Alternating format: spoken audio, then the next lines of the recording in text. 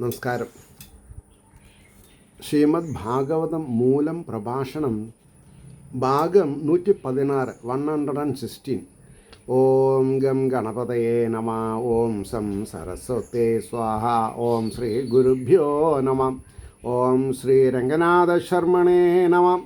നാരായണ നാരായണ നാരായണ നാരായണ നാരായണ നാരായണ നാരായണ നാരായണ നാരായണ നാരായണ നാരായണ. ഓം ശ്രീകൃഷ്ണാർപ്പണമസ്തു.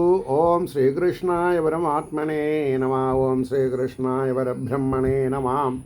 ഹരേ രാമ രാമ രാമ ഹരേ ഹരേ, ഹരേ കൃഷ്ണ കൃഷ്ണ കൃഷ്ണ ഹരേ ഹരേ. ശ്രീമദ് ഭാഗവതം മൂലം പ്രഭാഷണം ഭാഗം 116. പ്രഥമ സ്കന്ധത്തിൽ 12-ാം അധ്യായത്തിൽ 22-ാമത്തെ ശ്ലോകത്തിൻ്റെ അർത്ഥം ആണ് പറഞ്ഞു തുടങ്ങേണ്ടത്. മൃഗേന്ദ്ര ഇവ വിക്രാന്തോ നിഷേവ്യോ ഹിമവാനിവാതിദിക്ഷോരു വസുധേവാസോ സഹിഷ്ണു പിതരാവിവ. മൃഗേന്ദ്ര ഇവ വിക്രാന്തോ നിഷേവ്യോ ഹിമവാനിവ തിദിക്ഷുർവസുധേവാസോ സഹിഷ്ണു പിതരാവിവ. ഇതിനർത്ഥം പറയുമ്പോൾ, ഇവൻ മൃഗരാജാവെന്ന പോലെ, സിംഹത്തെ എന്ന പോലെ, പരാക്രമിയും ഹിമവാനെന്ന പോലെ സേവിക്കപ്പെടുവാൻ യോഗ്യനും. ഹിമവാനെ സേവിക്കുക എന്ന് പറഞ്ഞാൽ കൈലാസത്തെ സേവിക്കുക എന്നർത്ഥം പറയാം. അപ്പോൾ സേവിക്കപ്പെടുവാൻ യോഗ്യനും, അതായത് കൈലാസവാസനായിരിക്കുന്ന പരമശിവനെ ആരാധിക്കുക അത്ര എളുപ്പമല്ല. കാരണം എന്താ, വളരെ ഉന്നത നിലവാരമുള്ള ഭക്തി ഉണ്ടെങ്കിലേ ശിവനെ ഭജിക്കാൻ പറ്റുള്ളൂ. അപ്പോൾ യോഗ്യനും ഭൂമിയെപ്പോലെ ക്ഷമാശീലനും മാതാപിതാക്കന്മാരെ പോലെ സഹനശീലനുമായിരിക്കും. സഹനശീലൻ ഏറ്റവും വലിയ ഗുണമാണത്, സഹനശീലത്വം. ഇനി അതിൻ്റെ ഭാവാർത്ഥം പറയാം. ഇവൻ സിംഹം എന്ന പോലെ പരാക്രമമുള്ളവനും ഹിമവൽ പർവ്വതം പോലെ സേവിപ്പാൻ യോഗ്യനും ഭൂമിദേവിയെ പോലെ സുഖദുഃഖങ്ങളെ സഹിക്കുന്നവനും മാതാപിതാക്കന്മാരെ പോലെ പ്രജകളുടെ കുറ്റങ്ങളെ പൊറുക്കുന്നവനുമായി വരും എന്ന് പറഞ്ഞു. എന്നിട്ട് അടുത്ത ശ്ലോകം 23.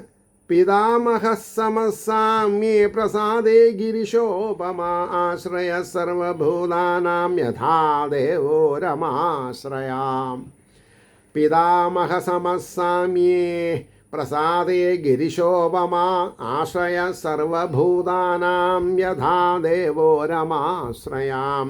അതിനർത്ഥം പറയുമ്പോൾ, സമഭാവത്തിൽ അത് വലിയൊരു അവസ്ഥയാണ്. സമഭാവന, ഉള്ളവനെയും ഇല്ലാത്തവനെയും ഒരേപോലെ കാണണം. സൗന്ദര്യമുള്ളതിനെയും സൗന്ദര്യമില്ലാത്തതിനെയും ഒരേപോലെ കാണണം. അപ്പോൾ ശിവനു സദൃശനും ഗിരിശോപമ, ഗിരീശൻ എന്ന് പറഞ്ഞാൽ പരമേശ്വരൻ എന്നർത്ഥം. അപ്പോൾ ശിവനു സദൃശനാം ലക്ഷ്മി ദേവിയുടെ നാഥനായ ദേവനെ പോലെ, വിഷ്ണുവിനെ പോലെ സകല ഭൂതങ്ങൾക്കും ആശ്രയമായിരിക്കും എന്ന് പറഞ്ഞാൽ പാണ്ഡവന്മാരെക്കാൾ ശ്രേഷ്ഠനാവെന്ന് തന്നെ അർത്ഥം പറയാം. പാണ്ഡവന്മാരെക്കാൾ ശ്രേഷ്ഠനാണവൻ. മനസ്സിലായില്ലേ?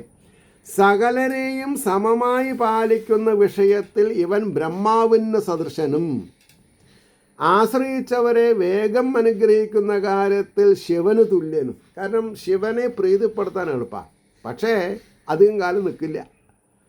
അതുകൊണ്ടാണ് ആശ്രയിച്ചവരെ വേഗം അനുഗ്രഹിക്കുന്ന കാര്യത്തിൽ ശിവന് തുല്യനും. സർവന്മാർക്കും ആശ്രയിക്കാൻ തക്ക യോഗ്യതാ വിഷയത്തിൽ ലക്ഷ്മി ദേവിയുടെ ആശ്രയമായിരിക്കുന്ന മഹാവിഷ്ണുവിന് സദൃശനുമായി വരും. അപ്പോൾ ബ്രഹ്മാവിനും പരമശിവനും മഹാവിഷ്ണുവിനും പോലെ വരും തന്നെയാണ് പറഞ്ഞത് അല്ലേ. അപ്പോൾ സർവന്മാർക്കും ആശ്രയിക്കാൻ തക്ക യോഗ്യതാ വിഷയത്തിൽ, പക്ഷേ എല്ലാവരെയും ഭഗവാൻ അനുഗ്രഹിക്കണമില്ല. കാരണം ചിലവർക്ക് ധർമ്മം മാത്രം മതി. ധർമ്മം അർത്ഥം കൂടിയിട്ടുള്ള ആൾക്കാരുണ്ടാവാം, ധർമാർത്ഥ കാമം കൂടിയിട്ടുള്ളവരുണ്ടാവും. അതോടെ ഒരു 95% ഐക്യം ഉണ്ടാവും. പിന്നെ ബാക്കിയുള്ളൊരു 5%ലാണ് കുറച്ച് വേണമെങ്കിൽ ഒരു 3 to 4% എന്തുണ്ടാവുക, മോക്ഷം. അപ്പം ബാക്കിയുള്ള ഒരു ശതമാനം ഏതറിയോ, ഭക്തി. നിഷ്കാമ ഭക്തി. ഇങ്ങോട്ടില്ലെങ്കിലും അങ്ങോട്ട് ഭജിക്കുന്നവനോടാണ് എനിക്കിഷ്ടമെന്ന് ഭഗവാൻ പറയുന്നുണ്ടായിട്ടുണ്ട്. അപ്പോൾ ഭഗവാൻ കനിഞ്ഞ് നമ്മളെ അനുഗ്രഹിച്ചില്ലേ എന്നുള്ളതൊരു കാര്യമല്ല. നമ്മൾ ഭഗവത് പാതാരവിന്ദത്തിൽ അടിയുറച്ചിരിക്കണം. സ്ഥിതപ്രജ്ഞ. അങ്ങക്ക് എന്നെ എന്ത് വേണമെങ്കിൽ ചെയ്യാം. ദൂരെ എറിയണോ, എറിഞ്ഞോളൂ. അപ്പോൾ നമ്മൾ ആരെ പോലെ ആയിരിക്കണം, പ്രഹ്ലാദനെ പോലെ. പ്രഹ്ലാദനെ ഇല്ലായ്മ ചെയ്യാൻ പ്രഹ്ലാദൻ്റെ അച്ഛൻ എന്തൊക്കെ ചെയ്തു. സദാസമയം നാരായണ നാരായണ നാരായണ. ആ നാരായണൻ പ്രഹ്ലാദനെ കൈവിട്ടുവോ? വിട്ടില്ലല്ലോ. പിന്നെ എന്താ അത്ര ശങ്ക? അതാ മയില് കൂടി ശരിയെന്ന് പറയുന്നുണ്ട്. അപ്പം ഇവിടെ ആ ഒരു ശതമാനം ഭക്തൻ, ഭഗവാൻ പറയണം ഇവൻ എൻ്റെ ഭക്തനാണ്. അപ്പോൾ ധർമാർത്ഥകാമ മോക്ഷത്തിൽ മീതെയാണ് ഭക്തൻ. അതാണ് ഭഗവാൻ പറഞ്ഞത്, ഞാൻ ഭക്തന്മാർക്ക് അധീനനാണ്, ചക്രവർത്തിമാർക്ക് എന്ന് പറഞ്ഞില്ല. ഒരു നിമിഷമുണ്ടോ,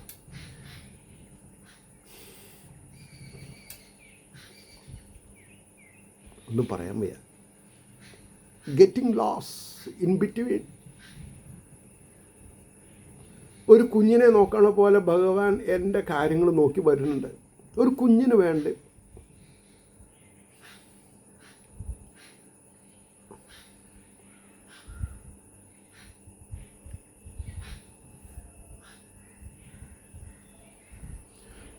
സർവസദ്ഗുണമാഹാത്മ്യ ഏഷ കൃഷ്ണമനോരഥ രന്തിദേവൈവോദാരോ യയാദീരിവ ധാർമ്മിക. സർവസദ്ഗുണമാഹാത്മ്യ ഏഷ കൃഷ്ണമനോരഥ രന്തിദേവ ഇവ ഉദാരോ യയാദീരിവ ധാർമ്മിക. ഇപ്പോൾ ത്രിമൂർത്തികളെ പറഞ്ഞു. അതിൻ്റെ ശേഷം എത്ര മഹാന്മാരുണ്ടായിട്ടുണ്ട്. അവരെ പോലെ കേമനാണെന്ന് തന്നെയാണ് പറഞ്ഞത്. ഇവൻ സകല സൽഗുണങ്ങളും കൊണ്ടുള്ള മാഹാത്മ്യത്തിൽ കൃഷ്ണനെ അനുസരിക്കും. കൃഷ്ണനെ പോലെ, രന്തിദേവനെ പോലെ, ഔദാര്യമുള്ളവനും യയാതിയെപ്പോലെ ധാർമ്മിക നിരതനുമായിരിക്കും. ധാർമ്മിക നിരതൻ സദാസമയത്തും ധർമ്മത്തെ വെടിയാതെ കണ്ടിരിക്കുക. ഒരു അരനിമിഷം ധർമ്മത്തിൽ നിന്ന് വ്യതിചലിക്കാതെ കണ്ടിരിക്കുക. അപ്പോൾ അതിൻ്റെ ഭാവാർത്ഥം പറയണു, സകല സൽഗുണങ്ങളും തികഞ്ഞിരിക്കയാലുള്ള മാഹാത്മ്യത്തിൽ ഇവൻ ശ്രീകൃഷ്ണനോട്. അതാണ് ഈ Vishnu is equal to Sreekrishnan തന്നെയാണ് പറയണത്. പൂർണ്ണാവതാരാണ്. അപ്പോൾ സകല സൽഗുണങ്ങൾക്കും തികഞ്ഞിരിക്കയാലുള്ള മാഹാത്മ്യത്തിൽ ഇവൻ ശ്രീകൃഷ്ണനോട് തുല്യനും ഔദാര്യത്തിൽ രന്തിദേവനോടും ധർമ്മം തെറ്റാതെ നടക്കുന്നതിൽ യയാതിയോടും സദൃശനുമായിരിക്കും. എന്താ വേണ്ടത്? ഒരു കുട്ടിയുടെ ജാതകം വായിക്കുമ്പോൾ ഇത്രയൊക്കെ അറിഞ്ഞാൽ ആ മാതാപിതാക്കളുടെ ആനന്ദം എന്തായിരിക്കും ആലോചിച്ച് നോക്കൂ. വെറുതെയാണോ ഭാഗവതം അദ്ദേഹത്തിൻ്റെ രക്ഷയ്ക്കെത്തിയത്? അതുകൂടി ആലോചിക്കേണ്ടത് നമ്മൾ. ഇത്രയൊക്കെ മാഹാത്മ്യമുള്ള ആൾക്കാർ വേറെ ഉണ്ടെങ്കിൽ അവിടെ ഭാഗവതം പറയുമായിരുന്നല്ലോ. അങ്ങനെയല്ലല്ലോ. പരീക്ഷിത്ത് ലൗകികാവസ്ഥയിൽ ഒരു അരനിമിഷം ദാഹം പോരാഞ്ഞ് അടുത്തുള്ള ആശ്രമത്തിൽ പോയി അവിടെ സമീക മഹർഷി തുര്യാവസ്ഥയിലിരിക്കുമ്പോൾ ഭഗവാന്റെ മായയെ കീഴടക്കാൻ പറ്റാതെ ഉണ്ടായി. കാരണം എന്താ? അവതാരകാര്യം കഴിഞ്ഞു. ഇനി ഭാഗവത നൃത്തമാടൂ കൃഷ്ണ, നടനമാടൂ കൃഷ്ണ, ഇനി മോക്ഷത്തിനുള്ള അവസ്ഥയാണ്. അതുകൊണ്ടാണ് അദ്ദേഹത്തിനെ മാനിച്ചില്ല എന്ന ഒരു ദോഷം ആരോപിച്ചു. ഒരു ചത്ത പാമ്പിനെ എടുത്ത് അദ്ദേഹത്തിൻ്റെ കഴുത്തിലിട്ടു. അത് കണ്ട് ദുഃഖം പൊറാഞ്ഞ് ആ ശമീക മഹർഷിയുടെ മകൻ ശപിക്കുകയാണ്. 7-ാം ദിവസം തക്ഷകദംശത്തോടുകൂടി കാര്യം കഴിയട്ടെ എന്ന്. അങ്ങനെയാണ് നമുക്ക് ഈ മഹത്തായിട്ടുള്ള ഭാഗവതം കിട്ടിയിട്ടുള്ളത്. മരിക്കുമ്പോഴും ഉപകാരം ചെയ്തു എന്നാണ് ഞാൻ പറയാം, അല്ലേ? രന്തിദേവനെ പോലെയും ശ്രീകൃഷ്ണനെ പോലെയും ഒക്കെ ആണെങ്കിലും പോണ പോക്കിൽ കൂടി ഭാഗവതത്തെ ഭക്തന്മാർക്ക് പ്രദാനം ചെയ്തിട്ടാണ് അദ്ദേഹം പോയത്. അതുകൊണ്ടാണ് പറഞ്ഞത്, ധർമ്മം തെറ്റാതെ നടക്കുന്നതിൽ യയാതിയോടും സദൃശനുമായിരിക്കുന്നു പറഞ്ഞു. അടുത്ത ശ്ലോകം 25. ധൃത്യാം ബലിസമഃ കൃഷ്ണേ പ്രഹ്ലാദ ഇവ സദ്ഗ്രഹ ആഹർത്തേഷോ അശ്വമേധാനാം വൃദ്ധാനാം പര്യുപാസക. ആ അവസാനത്തെ ഒരു വാക്കുണ്ടല്ലോ, വൃദ്ധാനാം പര്യുപാസക. വൃദ്ധന്മാരെ ശ്രദ്ധിക്കുക, അവരെ പരിപാലിക്കുക, അവർക്ക് ഉപാസന ചെയ്യുക. വൃദ്ധന്മാരെ ഉപാസിക്കലിലാണ് ലാഭം ഉണ്ടാവുക. കാരണം എന്താ, ഞാൻ ചിലപ്പോൾ ഈ ഇമോഷൻ കൺട്രോൾ ചെയ്യാൻ പറ്റാതെ ഉണ്ടാകുമ്പോൾ ഞാൻ ചിലവരോട് പറയും, എൻ്റെ അച്ഛന് 82 വയസ്സുള്ളപ്പോഴാണ് ഞാൻ മരിക്കണത്. അല്ല സോറി, എനിക്ക് 22 വയസ്സുള്ളപ്പോഴാണ് എൻ്റെ അച്ഛൻ മരിക്കണത്. അപ്പോൾ അച്ഛൻ്റെ പ്രായം എനിക്ക് ഉപദേശം കിട്ടിയെന്നാണ്. എൻ്റെ പ്രായത്തിൽ എൻ്റെ അനുഭവം അച്ഛൻ്റെ, പിന്നെ അച്ഛൻ പെങ്ങളുടെ വലിയൊരു മനസാക്ഷി സൂക്ഷിപ്പുകാരനാവുക കാരണം അച്ഛനേക്കാൾ 8 വയസ്സ് കൂടുതവർക്ക് അവരുടെ ആയുസ്സിൽ എന്തൊക്കെ ഗുണങ്ങളുണ്ട് അതൊക്കെ അവരെനിക്ക് തന്നു. അപ്പോൾ ഐ ആം ദി ബ്ലെസ്സഡ് എന്ന് ഞാൻ വെറുതെ പറയല്ല, ഞാൻ അനുഭവിക്കുകയാണ്. അവരുടെയൊക്കെ ബ്ലെസ്സിങ് ഞാൻ അനുഭവിക്കുകയാണ്. അപ്പോൾ ആ വൃദ്ധാനാം പര്യുപാസക എന്ന് പറഞ്ഞപ്പോൾ ഈ 2 പ്രായമായിട്ടുള്ള ആത്മാക്കളുടെ അനുഗ്രഹം കിട്ടിയാൽ തന്നെ എനിക്ക് ഇല്ലേ, ഇപ്പം നമ്മൾ പറയില്ലേ, ഭക്തനെ സംബന്ധിച്ചിടത്തോളം 21 തലമുറ പിന്നും 21 തലമുറ മുമ്പിലേക്കും മോക്ഷം കിട്ടിയതാണ്. അപ്പോൾ അതാണ് ഈ അർത്ഥം അറിയുമ്പോൾ നമുക്ക് മനസ്സിലാവും. മനസ്ഥിരത കൊണ്ട് ചാഞ്ചല്യം ഉണ്ടാവരുത്. മനസ്ഥിരത കൊണ്ട് ബലിക്ക് തുല്യനും മഹാബലിക്ക് തുല്യനും. മഹാബലി വാമനന് വാക്ക് കൊടുക്കുന്നതിൻ്റെ മുന്നിയും പിന്നിയും ഒരേപോലെയായിരുന്നു, സ്ഥിരതനായിരുന്നു. തൻ്റെ ഗുരു ശുക്രാചാര്യർ ശപിച്ചു, ഇളകിയിട്ടില്ല, ചിത്തം ഇളകിയില്ല. അതേപോലെ സ്ഥിതപ്രജ്ഞ ഞാൻ എപ്പോഴും പറയുന്നൊരു വാക്കുണ്ട്, അതിലിരിക്കണം. അതുകൊണ്ടാണ് ബലിക്കു തുല്യനും പ്രഹ്ലാദനെ പോലെ കൃഷ്ണനിൽ സൽസ്വഭാവമുള്ളവനും. അപ്പം ഞാൻ ഇതിന് മുമ്പ് കയറി പറഞ്ഞു അത്.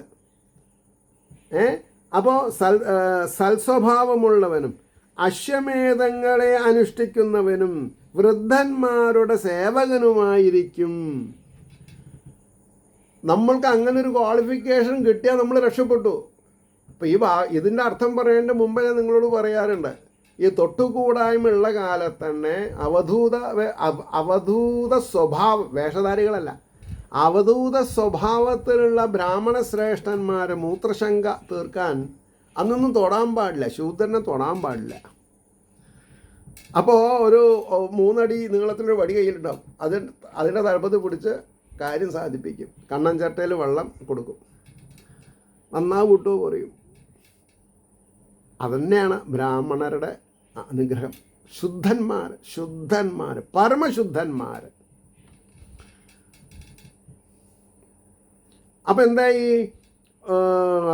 ആ വൃദ്ധന്മാരുടെ സേവകനുമായിരിക്കും എന്ന് പറഞ്ഞു. അതന്നെ വലിയ ബഹുമാനം. അപ്പോൾ പറഞ്ഞു, ധൈര്യത്തിൽ മഹാബലിക്കു തുല്യനും ശ്രീകൃഷ്ണ ഭക്തന്മാരിൽ പ്രഹ്ലാദ സദൃശനും ആയിരിക്കും. ഇവൻ അശ്വമേധങ്ങളെ ചെയ്യും, മഹാന്മാരെ ഇവൻ ഉപാസിക്കും. പിന്നെ 26-ാമത്തെ ശ്ലോകം. രാജർഷീണാം ജനയിതാ ശാസ്താചോത്പദഗാമിനാം നിഗൃഹീതാ കലേശേഷാ ഭുവോ ധർമ്മസ്യ കാരണാത്. രാജർഷീണാം ജനയിതാ ശാസ്താച ഉത്പദഗാമിനാം നിഗൃഹീതാ കലേശേഷാ ഭുവോ ധർമ്മസ്യ കാരണാത്. രാജർഷികളുടെ പിതാവും സന്മാർഗം തെറ്റി നടക്കുന്നവരെ നന്നവരുടെ ശിക്ഷകനും, അധർമ്മത്തിൽ നടക്കുന്നവരെ ശിക്ഷിക്കണം. അത് മകനാണെങ്കിലും ശരി, മകളാണെങ്കിലും ശരി. ഭൂമിയുടെ ധർമ്മത്തിനു വേണ്ടിയിട്ട് ഇവൻ കലിയുടെയും ദിഗ്രഹണകർത്താവായിരിക്കും. കലിയിനെ കൂടി വരച്ച വരയിൽ നിർത്തും. അപ്പോൾ അതിൻ്റെ ഭാവാർത്ഥം നോക്കുക. ശ്രേഷ്ഠന്മാരായ രാജർഷികൾ ഇവനിൽ നിന്നുണ്ടാവും എന്ന് പറഞ്ഞാൽ എന്താർത്ഥം? മക്കൾ കേമന്മാരാവും, രാജർഷികൾ. ശ്രേഷ്ഠന്മാരായ രാജർഷികൾ ഇവനിൽ നിന്നുണ്ടാകും. ധർമ്മമാർഗം തെറ്റി നടക്കുന്നവരെ ഇവൻ ശാസിക്കും. ഭൂമിയിൽ ധർമ്മം നിലനിൽക്കേണ്ടതിനായിട്ട് ഇവൻ കലിയുടെ ശാസ്താവായിരിക്കും. ഈ ശാസ്താവ് എന്ന് പറഞ്ഞപ്പോൾ നിങ്ങൾക്ക് അർത്ഥം മനസ്സിലാവും, എനിക്കറിയില്ല. ശാസിക്കുന്നവൻ തന്നെ അർത്ഥം. ശ്രീധർമ്മശാസ്താവ്, ധർമ്മരക്ഷകൻ. പണ്ട് കേരളത്തിൽ പരശുരാമനാൽ 108 ശാസ്താക്ഷേത്രങ്ങൾ, അല്ലെങ്കിൽ പ്രധാന ക്ഷേത്രങ്ങളിലൊക്കെ ഒരു ശാസ്താവ് ഉണ്ടാവും. ഇപ്പോൾ ഒരു ഉദാഹരണം പറയാം. ഞാൻ 72 ഒരു പ്രാവശ്യം ശബരിമലയ്ക്ക് പോയി. ആരോടും പറയാണ്ട്, ആരോടും പറഞ്ഞു, അച്ഛനമ്മയോടൊന്നും പറഞ്ഞില്ല. കണ്ണ് കാണാത്ത പെങ്ങളോട് മാത്രം സ്വകാര്യം പറഞ്ഞു. അന്ന് ഞങ്ങൾ ഒരു വിവരമില്ല. KSRTC പിടിച്ച് ചോറ്റാനിക്കരയിലെത്തി. ചോറ്റാനിക്കരയിൽ തൊഴുതു. അന്നാണ് ഞാൻ ഈ കീഴേക്കാവിലെ ഗുരുതിയൊക്കെ കാണുന്നത്. ദേവിയുടെ നേരെ എന്താണ് പറയുക, ഇടതുഭാഗത്ത് അയ്യപ്പൻ, ശാസ്താവ്. അയ്യപ്പൻ എന്ന് പറയാൻ പാടില്ല, ശാസ്താവ്. ആ ശാസ്താവിൻ്റെ അവിടെ ഒഴിയാത്ത ബാധകളാണ് കീഴ്ക്കാവിലമ്മ സ്വീകരിക്കുന്നത്. ഇവിടെ സാത്വികത്തിലും അവിടെ രാജസത്തിലും. അപ്പോൾ ചോറ്റാനിക്കര അമ്മയ്ക്ക് വേണ്ടി പറ സ്വീകരിക്കുന്നത് നാട് ആ തട്ടകത്ത് മുഴുവൻ യാത്ര ചെയ്യുന്നത് ആരാ? അയ്യപ്പനാ. അല്ല, സോറി, ശാസ്താവ്, അയ്യപ്പനല്ല. അപ്പോൾ അതേപോലെ ശ്രീധർമ്മശാസ്താ ക്ഷേത്രമാണ് ശബരിമലയിൽ. ആ ശ്രീധർമ്മശാസ്താവിൻ്റെ വിഗ്രഹത്തിൽ ഈ പന്തള രാജകുമാരനായിരിക്കുന്ന മണികണ്ഠൻ ലയനം പ്രാപിച്ചു എന്നാണ് കഥ. അപ്പോൾ കുട്ടിക്കാലത്ത് ഒരു 60 വയസ്സ്, ഒരു 60 കൊല്ലം, 50-60 വർഷം വരെ ശ്രീധർമ്മശാസ്ത എന്നാണ് ഫോട്ടോയിൽ കാണുക. അന്ന് പുലിവാഹനം എന്നുള്ളത് അധികമില്ല. ശ്രീധർമ്മശാസ്ത ധർമ്മത്തിനെ സംരക്ഷിക്കുന്നവെന്നാണ് അർത്ഥം. മനസ്സിലായില്ലേ? എന്താവട്ടെ. അപ്പോൾ ശാസ്താവായിരിക്കും, ശാസ്താവായി വരും. He will become. പറഞ്ഞു മനസ്സിലായില്ലേ? എല്ലാ മനുഷ്യരെയും ദുഷിപ്പിക്കുവാൻ സമർത്ഥനായ കലിയെ ബ്രാഹ്മണ, ക്ഷത്ര, വൈശ്യ, ശൂദ്ര, സ്ത്രീ, പുരുഷ വ്യത്യാസമില്ലാണ്ട് എല്ലാവരെയും നശിപ്പിക്കാൻ ആർക്ക് സാധിക്കും? കലിക്ക് സാധിക്കും. അതാണിപ്പോൾ ഇന്ന് നടന്നുകൊണ്ടിരിക്കുന്നത്. അതാണിപ്പോൾ സത്യത്തിൽ നടന്നുകൊണ്ടിരിക്കുന്നത്. അപ്പോൾ ആ കലിയെ ശാസിപ്പാൻ ഇവന് കഴിയും. അതിനാൽ ഇവൻ സാമാന്യ മനുഷ്യനല്ല എന്ന് സാരം. നിഗ്രഹീത എന്ന പാഠഭേദം. നിഗ്രഹിച്ചില്ല, ശാസിച്ച് നിയന്ത്രിച്ചതേയുള്ളൂ. നിഗ്രഹീത തന്നെ യുക്തം. പ്രംശയിലെ അത് ഇദ്ദേഹത്തിൻ്റെ കഴിവിനെ ഒന്നുകൂടി അതാക്കി. അത് കഴിഞ്ഞു. 27ാമത്തെ ശ്ലോകം നോക്കിക്കോളൂ. തക്ഷകാദാത്മനോ മൃത്യും ഉപസർജിതാത് പ്രപത്സ്യത ഉപശ്രുത്യ മുക്തസംഗപദം ഹരേ. തക്ഷകാദാത്മനോ മൃത്യും ദ്വിജപുത്രോപസർജിതാത് പ്രപത്സ്യത ഉപശ്രുത്യ മുക്തസംഗപദം ഹരേ. മുക്തസംഗ പ്രശ്നല്ലേ? ധർമാത്മാവായി വാക്കർത്ഥം പറയണ്ടേ? ബ്രാഹ്മണപുത്രനാൽ പ്രേരിപ്പിക്കപ്പെട്ട തക്ഷകനിൽ നിന്ന് ആത്മാവിൻ്റെ മരണത്തെ കേട്ടിട്ട് എല്ലാറ്റിൽ നിന്നും മനസ്സിനെ വിടർത്തിയിട്ട് മുക്തസംഗ ഹരിയുടെ ചരണത്തെ പ്രാപിക്കും. ഇത് ജനിച്ച സമയത്ത് പറയാണ്. മഹർഷിമാർ അനുഗ്രഹിക്കുകയാണ് ഇവൻ്റെ ജാതകം നോക്കിയിട്ട്. അപ്പോൾ അതിൻ്റെ ഭാവാർത്ഥം പറയുമ്പോൾ ധർമാത്മാവായ ഇവൻ, ആത്മാവ് ധർമ്മമാണ്, ധർമാത്മാവായ ഇവൻ ബ്രാഹ്മണപുത്രനാൽ പ്രേരിപ്പിക്കപ്പെട്ട തക്ഷകനാൽ തനിക്ക് മരണം നേരിടും എന്നറിഞ്ഞിട്ട് സകല വിഷയങ്ങളിൽ നിന്നും മനസ്സിനെ വിടർത്തി. ഈ ഭാഗവതം പഠിക്കണവർ രക്ഷപ്പെടണമെന്നുണ്ടെങ്കിൽ ഇതിൻ്റെ സകല വിഷയങ്ങളിൽ നിന്നും മനസ്സിനെ വിടർത്തി ശ്രീഹരിയുടെ പാദകമലത്തിൽ ഉറപ്പിച്ച് പരമപദത്തെ പ്രാപിക്കും. അതിനുള്ളതാണ് ഭാഗവതം. അല്ലാണ്ട് വീടില്ലാത്തവന് വീടുണ്ടാവാൻ വേണ്ടിയിട്ടുള്ളതല്ല, കുട്ടികളില്ലാത്തവന് കുട്ടികളുണ്ടാവാൻ വേണ്ടിയിട്ടല്ല, BMW വാങ്ങാൻ വേണ്ടിയിട്ടല്ല, കാറ് വാങ്ങാൻ വേണ്ടിയിട്ടല്ല. ഞാനല്ല പറഞ്ഞത്, ഭാഗവതം പറയണു. ഭാഗവതത്തിൻ്റെ ഉദ്ദേശശുദ്ധി എന്താ? മോക്ഷപ്രാപ്തിയാണ്. അതാണ് സകല വിഷയങ്ങളിൽ നിന്നും മനസ്സിനെ വിടർത്തി ശ്രീഹരിയുടെ പാദകമലത്തിൽ ഉറപ്പിച്ച പരമപദത്തെ പ്രാപിക്കും. അല്ലെങ്കിൽ എന്താ സംഭവിക്കുക? പുനരഭി ജനനം, പുനരഭി മരണം. കാലചക്രം തിരിയുന്ന സ്പീഡിൽ നമ്മളും അതിൻ്റെ ഒപ്പം തിരിയും. ഈ യന്ത്രഊഞ്ഞാല പറഞ്ഞിട്ടൊന്നുണ്ട്. പണ്ടത്തെ കാലത്ത് ഹരിദാസനൊക്കെ ഓർമ്മയുണ്ടാവും, മുക്കാരത്തി കാവലൊക്കെ ഉണ്ടാവും, വന്നിട്ടുണ്ട്. അപ്പോൾ അതിന് 100 വട്ടം തിരിയാൻ 4 അണ. അന്നത്തെ കാലത്ത്, എൻ്റെ കുട്ടിക്കാലത്ത് അത് 2 കാലുമ്പിൽ 4 ആരങ്ങളുണ്ടാവും. ആ 4 ആരങ്ങളിൽ ഒരു തൊട്ടിലിട്ടുണ്ടാവും. ആ തൊട്ടിലിൽ ഒരു 4 ആൾക്ക് ഇരിക്കാം. അപ്പോൾ താഴത്തെ തൊട്ടിലിൽ ഇരിക്കുകയായിരിക്കും, അതന്നെ ഇങ്ങനെ കയറി മുകളിലും ഇരിക്കുന്ന കൂട്ടത്തിൽ അതന്നെ. അപ്പോൾ അത് 4-5 തിരിച്ചിൽ തിരിയുമ്പോഴാണ് സ്പീഡ് കൂടുള്ളൂ. ഒരാൾക്ക് എണ്ണാൻ പറ്റില്ല. കത്തിട്ട് എല്ലാവരും ചെവിയൊക്കെ പൊത്തി കണ്ണൊക്കെ പൊത്തിയിട്ടായിരിക്കും പേടിച്ചിട്ടേ. അവർ പറയും 100 ഇറങ്ങിക്കോളൂന്ന്. 70-75 ആയിട്ടുണ്ടാവുള്ളൂ അന്നത്തെ കാലത്ത്. പ്രശ്നമില്ലേ? അപ്പോൾ ഈ 4 എണ്ണത്തിൽ 4 ആൾക്കാരാണെങ്കിൽ 16 ആൾക്കാരില്ലേ? ഈ 16 ആൾക്കാരെയും കൈകൊണ്ട് തള്ളിയിട്ടല്ലേ സ്പീഡ് കൂട്ടണത്. ഒരു 4 ആൾ അവിടെ നിൽക്കും, 4 ആൾ ഈ ഭാഗത്ത് നിൽക്കും. എന്നിട്ടാണ് ഈ വിദ്യ. വലിയ അത്ഭുതമാണേ. അപ്പോൾ ഇവിടെ പറഞ്ഞത് അത്ഭുതം തന്നെയാണ്. അടുത്ത ശ്ലോകത്തിലേക്ക് പോകാം നമുക്ക്. ശ്ലോകം 28. ജിജ്ഞാസിതാത്മയാധാത്മ്യോ മുനേർവ്യാസസുദാദസോ ഹിത്വേദം നൃപ ഗംഗായാം യസ്യാത്യദ്ധാകുതോ ഭയം.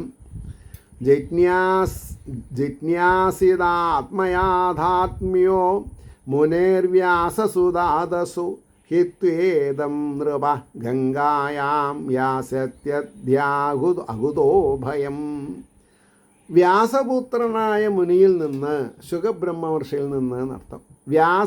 വ്യാസപുത്രനായ മുനിയിൽ നിന്ന് അറിയപ്പെടുവാൻ ആഗ്രഹിച്ച, അതായത് അവിടെയാണ് ആ വാക്ക്, ജിജ്ഞാസിതാത്മയാധന്യ, അറിയപ്പെടുവാൻ ആഗ്രഹിച്ച ആത്മാവിൻ്റെ യഥാസ്ഥിതിയോടുകൂടിയവനായിട്ട്.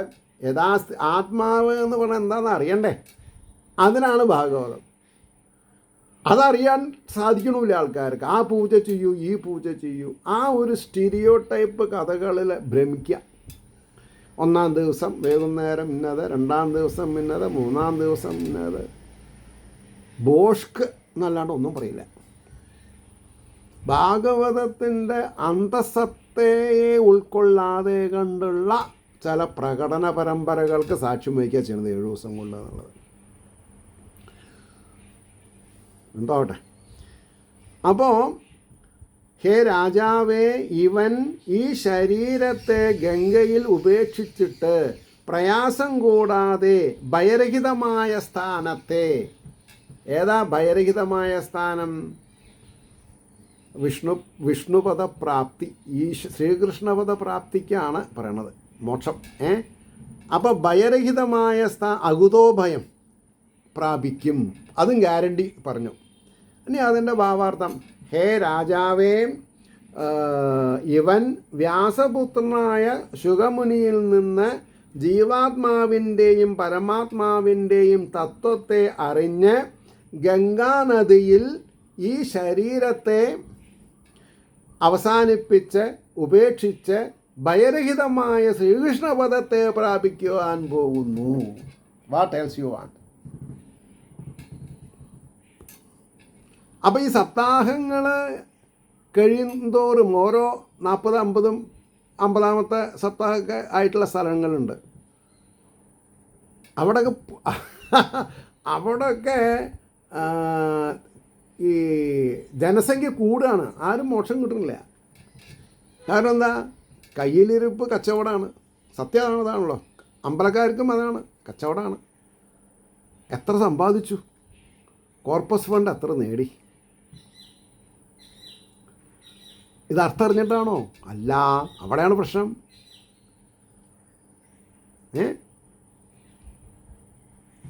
അടുത്ത ശ്ലോകം 29. ഇതി രാജ്ഞ ഉപാദിശ്യ വിപ്രാജാതകഗോവിദാ ലബ്ധാപചിതയ സർവേ പ്രതിജഗ്മു സ്വകാൻ ഗൃഹാൻ. ഇതി രാജ്ഞ ഉപാദിശ്യ വിപ്രാജാതകഗോവിദാ ലബ്ധാ അപചിതയ സർവേ പ്രതിജഗ്മു സ്വകാൻ ഗൃഹാൻ. ജാതകത്തിൽ സമർത്ഥന്മാരായ ബ്രാഹ്മണർ രാജാവിനായിക്കൊണ്ട് ഇപ്രകാരം ഉപദേശിച്ചിട്ട് പൂജയെ ലഭിച്ചവരായിട്ട്, നല്ല കാര്യങ്ങൾ ചെയ്താൽ പൂജ കിട്ടുന്നുള്ളത് ഉറപ്പാ. എല്ലാവരും സ്വന്തം ഗൃഹങ്ങളെ പ്രാപിച്ചു. ഇവിടെ ഒരു വാക്കുണ്ട്, ഏതാ? ജാതകത്തിൽ സമർത്ഥന്മാരായ. എന്താ അങ്ങനെ പറയാൻ കാരണം? ഒരു 45 വർഷം, 45 വയസ്സ് 50 വയസ്സിട്ട് അവർക്ക് ഇതിൻ്റെ അർത്ഥം അറിയില്ല. കാരണം എന്താ? പണ്ട് ജാതകം ഗണിക്കുകയാണ്. നമ്മൾ പറയുന്ന സമയമല്ല ജാതകത്തിൽ ഉണ്ടാവുക. ജാതകം ഗണിക്കണം, അത് പഠിക്കണം. ഇന്നൊക്കെ കമ്പ്യൂട്ടറാണ്. കുറച്ച് വാക്സാമർത്ഥ്യമുള്ളവരൊക്കെ രക്ഷപ്പെടും, ലക്ഷങ്ങൾ സമ്പാദിക്കും അവർ. അങ്ങനെയാണ് സ്ഥിതി. കമ്പ്യൂട്ടർ എന്ന് പറഞ്ഞിട്ടുണ്ടെങ്കിൽ ഒരാളുടെ ബുദ്ധി അതിൽ സ്റ്റോർ ചെയ്തത് പറയണമെന്നല്ല, അതുകൊണ്ട് ആലോചിക്കാനുള്ള കഴിവ് ആർക്കില്ല? കമ്പ്യൂട്ടറിനില്ല. അതാണ്. എഴുത്താണി ഉപയോഗിക്കാൻ അറിയുന്ന ആൾക്കാർ വളരെ കമ്മിയായി വന്നില്ല. ഇപ്പോൾ ഒക്കെ ഈ ഷീറ്റ് കൊടുക്കുക, പേപ്പർ കൊടുക്കുക എന്നല്ലാണ്ട് പുസ്തകത്തിൽ എഴുതും. അപ്പോൾ ഒരുപാട് വ്യത്യാസമുണ്ട്. എന്താവട്ടെ.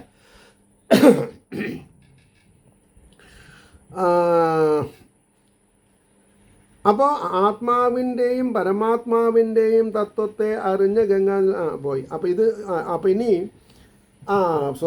29ൻ്റെ ഭാവാർത്ഥം ഇനി പറയേണ്ടത്.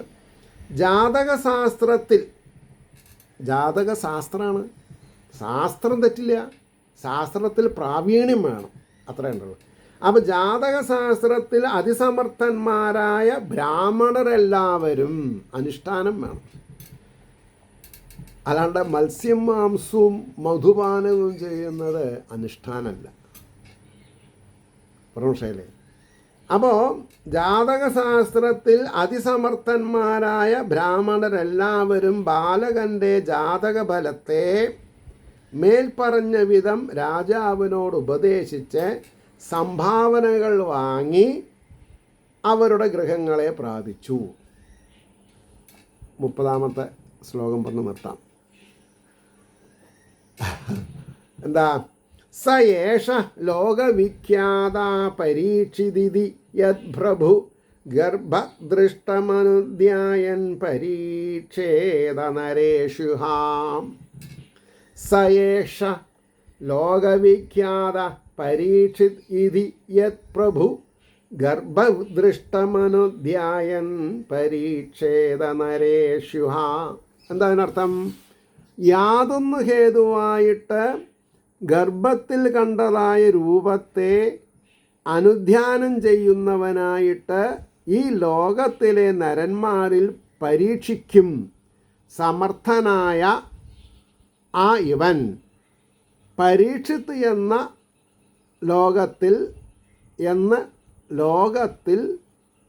പ്രസിദ്ധനാവും. ഇയാളുടെ പേര് പരീക്ഷിത്ത് എന്നാവും. പരിരക്ഷിച്ചത് ഭഗവാനാണല്ലോ അല്ലേ? അതുകൊണ്ട് അപ്പോൾ അതിൻ്റെ വാക്കാർത്ഥം ഭാവാർത്ഥം പറയുമ്പോൾ പരീക്ഷിത്ത് എന്ന നാമത്തിൻ്റെ അർത്ഥത്തെ നിർവചിക്കണം.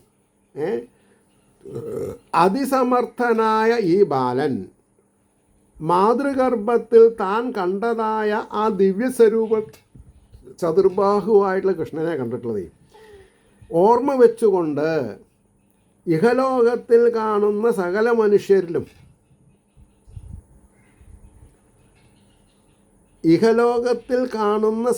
മനുഷ്യരിലും ആ രൂപം ഇവനിലുണ്ടോ ഇല്ലയോ എന്നിങ്ങനെ പരീക്ഷിക്ക ഹേതുവാൽ ലോകത്തിൽ പരീക്ഷിത്ത് എന്ന് പ്രസിദ്ധനായ പേരുള്ളവനായി വരും. എന്നതിനർത്ഥം താൻ കണ്ട ആ സൗന്ദര്യധാമം ചതുർബാഹുള്ള കൃഷ്ണൻ, അതാണ് ആത്മജ്യോതിസായിട്ട് എൻ്റെ ഉള്ളിലുള്ളത്. അതുകൊണ്ട് കാണുന്ന ജീവജാലങ്ങളിൽ ആ ചൈതന്യത്തെ കാണാൻ സാധിക്കുക എന്ന് പറഞ്ഞാൽ ആ ചൈതന്യത്തിൻ്റെ ഗുണഗണങ്ങളിൽ വർത്തിക്കുന്നവനെ നമസ്കരിച്ചും ആ ഗുണങ്ങളിൽ വേണ്ടത്ര ശ്രദ്ധയോടു കൂടിയിട്ടില്ലാത്ത ജീവിത സന്ധാരണം നടക്കുന്നവരെ ശിക്ഷിച്ചും കൊണ്ടാണ് പരീക്ഷിത്ത് ജീവിതം നയിച്ചത്. പറഞ്ഞു മനസ്സിലായുണ്ടോ? താൻ ഗർഭസ്ഥാവസ്ഥയിലിരിക്കുമ്പോൾ ഏതൊരു സുന്ദരമൂർത്തിയുടെ ചതുർബാഹുവായിട്ടുള്ള കൃഷ്ണൻ്റെ വിഗ്രഹത്തെ കണ്ടിട്ടുണ്ടോ അത് എത്ര ആളിലുണ്ട്? അത് എത്ര ആളിലുണ്ടാവുള്ളൂ? ആ പ്രീ കണ്ടീഷൻസ് പറഞ്ഞു. ആരേനൊക്കെ പോലെ, ആദ്യം ത്രിമൂർത്തികളെ പോലെ എന്ന് പറഞ്ഞു, പിന്നെ ചില ഋഷീശ്വരന്മാരെ ഉദാഹരിച്ചു, പിന്നെ പ്രഹ്ലാദനെ പോലെ, പിന്നെ ചില മഹർഷിമാരെ പറ്റിയിട്ട് പിന്നെയും രാജർഷികളെ പറ്റിയിട്ടൊക്കെ പറയുണ്ടായി. ആ ഗുണഗണങ്ങളുള്ളവരേനൊക്കെ അനുമോദിച്ചുകൊണ്ടും അത്തരം ധർമ്മവ്യവസ്ഥകളിൽ താല്പര്യമില്ലാതെ കണ്ട് അധോഗതിയിലിരിക്കുന്നവരെ ശിക്ഷിച്ചുകൊണ്ടും കാലഗതി പൂകിയെന്നാണ് പറഞ്ഞത്. ഏവർക്കും ശ്രീഹരിയുടെ അനുഗ്രഹാശസ്സുകൾ നിർലോഭമുണ്ടാവട്ടെ എന്ന് പ്രാർത്ഥിച്ചുകൊണ്ട് ജഗദീശ്വരൻ്റെ വരദാനങ്ങൾക്ക് പാത്രീഭൂതരാവണമെങ്കിൽ ജഗദീശ്വരൻ പറഞ്ഞിട്ടുള്ള ചില കോഡ് ഓഫ് കണ്ടക്ട് ഉണ്ട്, ധാർമ്മികമായ അവസ്ഥകൾ. ആ അവസ്ഥകളിൽ കൂടി സഞ്ചരിക്കാൻ സാധിച്ചാൽ മാത്രമേ ഈ പറഞ്ഞ ഭക്തിജ്ഞാന വൈരാഗ്യങ്ങളൊക്കെ കരതലമാവൂ എന്ന് ഓർമ്മപ്പെടുത്തിക്കൊണ്ട് വാക്കുകൾ ചുരുക്കുന്നു. നമസ്കാരം. നാളെ കാണാം.